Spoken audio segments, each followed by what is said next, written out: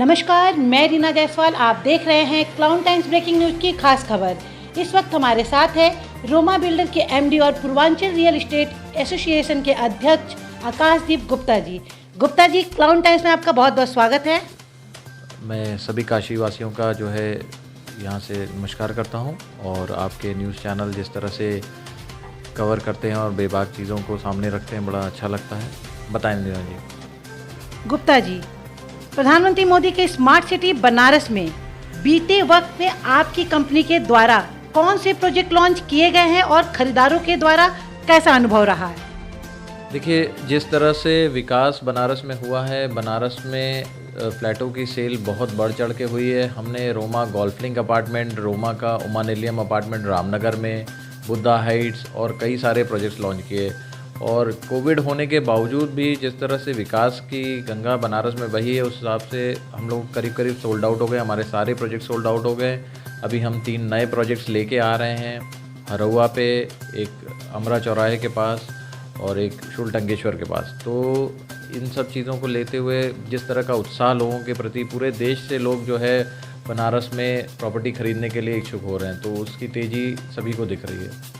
गुप्ता जी, उत्तर प्रदेश सरकार की द्वारा जो नई टाउनशिप नीति 2023 लागू की गई है, उससे रियल एस्टेट कारोबारियों को क्या फायदा होने वाला है और इससे आप लोग कहां तक सहमत हैं? ये माननीय योगी जी द्वारा बहुत ही अच्छा कदम उठाया गया है। टाउनशिप पॉलिसी में जो है, हम लोगों की बेसिक लैंड रिक्वायरमेंट थी, काफ़ी कम की गई है। इसमें स्टैम्प ड्यूटी की देयता में छूट दी गई है, लैंड यूज़ कन्वर्जन में छूट दी गई है। 25 एकड़, वैसे तो 12.5 एकड़ पे भी की गई है, लेकिन बनारस की आबादी में 12.5 एकड़ नहीं अप्लाई होता है। 25 एकड़ तक की टाउनशिप में आप ये सब चीज़ों को अच्छी प्लॉटिंग कर सकते हैं। जो चीज़ लोग इलीगल प्लॉटिंग कर रहे थे, जिससे शहर का विकास सुनियोजित ढंग से नहीं हो पा रहा था, उन चीज़ों को सुनियोजित बनाने के लिए मुख्यमंत्री जी का ये बहुत ही बढ़िया इनिशिएटिव है। और हम लोग ज़्यादा से ज़्यादा डेवलपर्स और भी बाकी लोग जो प्लॉटिंग करते थे इलीगल, उनसे हमारा ये आग्रह है कि वो इस तरह की पॉलिसी से जुड़ें और एक अच्छी टाउनशिप लेके आएँ बनारस में। गुप्ता जी, पीएम आवासीय योजना है, उसको बनारस के रियल एस्टेट कारोबारी क्यों नहीं आगे बढ़ा रहे हैं? देखिए, सबसे बड़ी समस्या जो आज की डेट में वाराणसी में आ रही है कि वाराणसी प्राधिकरण की सीमा तो बढ़ गई है, लेकिन मूलभूत सुविधाएं जो है सरकार अभी तक नहीं पहुंचा पा रही है। सड़क तो पहुंच जा रहा है, सीवर, बिजली की समस्या बहुत ज़्यादा है। आज डेवलपर एसटीपी लगा दे, लेकिन एसटीपी का पानी है वो कहाँ पे निकासी करेंगे। बिजली है, उनकी फीडर की कैपेसिटी नहीं है। तो मूलभूत सुविधाओं को थोड़ा सा सरकार को पहुंचाना पड़ेगा, क्योंकि प्रधानमंत्री आवास योजना हमेशा ही शहर के बाहर में ही थोड़ा सा बनेगा। बाहर में अगर सीवर और बिजली की व्यवस्था नहीं देंगे तो इन सब चीज़ों की व्यवस्था किसी भी डेवलपर के लिए करना असंभव है। तो ये इन चीज़ों को थोड़ा सा सरकार को मुहैया कराना पड़ेगा, तो चीज़ें ज़रूर लोग इससे जुड़ेंगे और नई चीज़ें लेके आएंगे। और साथ ही अभी आपको बताने में हमें बड़ा हर्ष हो रहा है कि हम लोगों की संस्था है नेशनल की CREDAI, confederation of real estate developer association of India. हम लोग यहाँ पे न्यू इंडिया समिट जो है कर रहे हैं, जिसमें पूरे इंडिया से सारे डेवलपर्स, बड़े डेवलपर्स सब आ रहे हैं। करीब 700 से 800 से ज़्यादा डेवलपर्स आने का है। 11-12 जनवरी को एक बड़ा प्रोग्राम हो रहा है, जिसमें योगी जी और मोदी जी को हम लोग बुलाने जा रहे हैं। और इसमें पूरे देश से डेवलपर्स आएंगे, तो बनारस में जो विकास मोदी जी ने किया है उसको देखने के लिए उनका बड़ा रुचि है, यहाँ विश्वनाथ कॉरिडोर को। और उसके वजह से बहुत सारे डेवलपर्स ऐसे होंगे जो कि यहाँ इन्वेस्टमेंट भी करेंगे। योगी जी का जो इन्वेस्टर समिट है उसको देखते हुए, उसमें जिस तरह से चीज़ों का सरलीकरण हो रहा है, सारे डेवलपर्स इंटरेस्टेड हैं कि यहाँ पे अपने प्रोजेक्ट लाएं। इसमें जाने अनजाने में हर तरीके से बनारस को नया निवेश मिलेगा और बनारस में नए रोजगार और यहाँ पे धन और आएगा, जिससे कि अपना विकास शहर का और होने वाला है।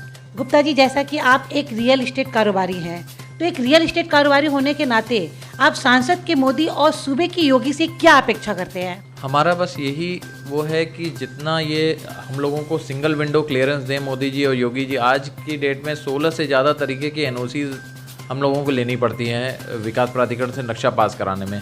उसमें एक लंबा समय जाया होता है और उससे क्या होता है कि सारे व्यापारी उससे निराश हो जाते हैं। आज भी ऑनलाइन अप्रूवल सिस्टम जो सरकार ने लगाया है उसमें बहुत सारी खामियां हैं, जिसको कि हम लोग समय समय पे जागरूक भी अवगत कराते रहे हैं डिपार्टमेंट्स को भी और सेक्रेटरी साहब लोगों को भी सबको, और उन्होंने काफ़ी उसमें हम लोगों की मदद भी की है, उन चीज़ों को काफ़ी ठीक भी किया गया, पर अभी भी वो पूरी तरह से नहीं ठीक हो पाए हैं, जिसके वजह से आप देखे होंगे कि हाल फिलहाल में कई सारे लॉन्चिंग नहीं हो रही हैं प्रोजेक्ट्स की, इन्हीं वजह से, क्योंकि उनमें खामियां हैं। हम मोदी जी, योगी जी से यही आग्रह करेंगे कि सॉफ्टवेयर का सरलीकरण हो, एनओसीज़ की जितनी चीज़ें हों वो सिंगल विंडो क्लियरेंस में आए, बाकी स्टेट्स में जिस तरह से हों, जहाँ पे चीज़ें हों, सॉफ्टवेयर अच्छा हो और मूलभूत सुविधाएं, रोड बहुत अच्छी हो रही हैं, सारी चीज़ें, रिंग रोड बन रही है, अगर वहाँ पे सीवर बिजली की सुविधाएं नहीं दी जाएंगी तो सुनियोजित विकास नहीं होगा, इल्लीगल प्लॉटिंग होगी, अवैध निर्माण होंगे, जिससे कि हमारा शहर जो है फिर एक बार जो है अवैध शहर की तरह से डेवलप हो जाएगा। तो हम बस यही कहेंगे कि मूलभूत सुविधाओं पे